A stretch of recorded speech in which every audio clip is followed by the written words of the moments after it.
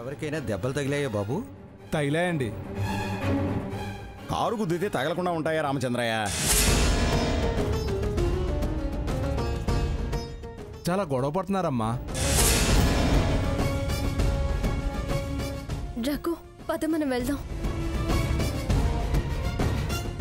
సీత, అందరినీ భోజనాలకు పిలిచి పదా వెళ్ళొద్దాం అంటావేమిటి? ఇక్కడ చాలా పనులున్నాయి, నువ్వేం వెళ్ళాల్సిన అవసరం లేదు. అలా అంటారేంటి అత్తయ్య? దీన్ని అవసరం లేదనుకుని వెళ్ళిందిగా, దీనికి మాత్రం వెళ్ళాల్సిన అవసరం ఏముంది?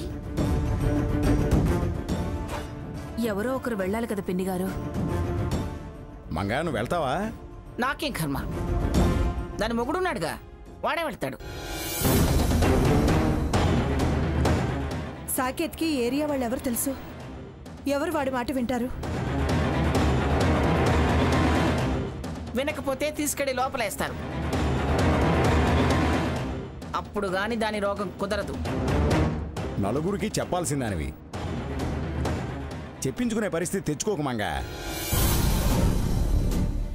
దానికి చెప్పలేక నువ్వు చెప్పించుకునే పరిస్థితి తెచ్చుకోక నాకు చెప్తానే. రఘు, ముందు నువ్వన్న వెళ్ళు. ఆలస్యం చేస్తే చెయ్యి చేసుకున్నా చేసుకుంటారు. పైగా వాళ్ళకి మన మీద ఎంత అభిమానం ఉందో దాని మీద అంత కోపం ఉంది. చేసుకునేవే, మనం చేయలేని పని వాళ్ళన్నా చేస్తారు. పోలీస్ స్టేషన్కి వెళితే గానీ ఏం జరుగుతుందో తెలిసి రాదు.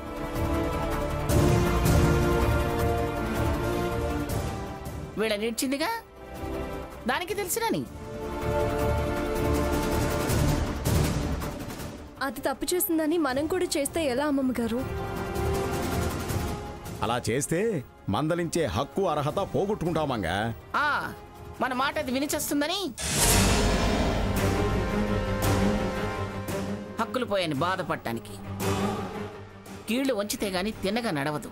ఈ మూర్ఖత్వాలతో వచ్చింది చావు. ఎవరో ఒకరు తగ్గకపోతే ఎలా? అలా తన దారిని తను వదిలేద్దామా మంగా?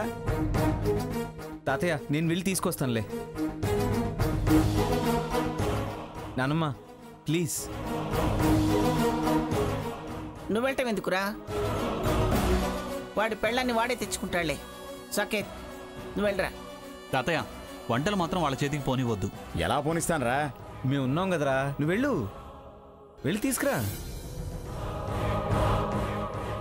ఎక్కడికి వెళ్తుంది? ఎంతసేపు కారులో ఉంటుంది? వంట వాసనకు అదే పరిగెత్తుకుంటూ వస్తుంది.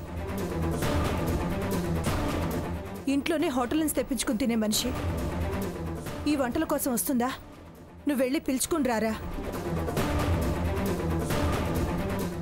మీరు తగ్గునంతకాలం ఈ తిప్పలు తప్పవు.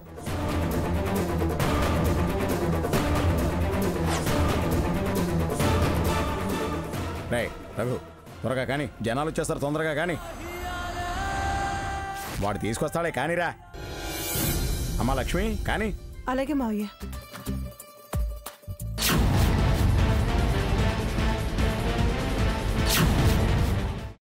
అమ్మా, అలాంటి వాళ్ళది నిజమైన ప్రేమ కాదు, అది వ్యామోహం. ఎగ్జాక్ట్లీ చిన్నత్త, నిజంగా ప్రేమించుకున్న వాళ్ళు అలా చేయరు. ఎంత మనసు విరిగిపోతే కన్న కూతుర్ని పట్టుకొని మా దృష్టిలో చచ్చిపోయా ఉంటుందా తల్లి? అది సరే అమ్మా, తన కూతురుతో తన మాట అనేటప్పుడు ఆమె మాటల్లో వ్యథ, కళ్ళల్లో బాధ గమనించావమ్మా?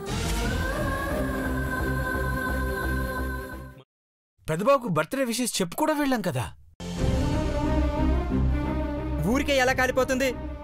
మంట పెడితేనో పడితేనో తగలబడుతుంది.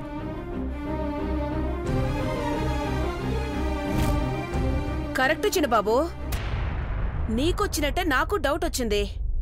పార్వతే షర్టును తగలబెట్టిందనుకుంటా.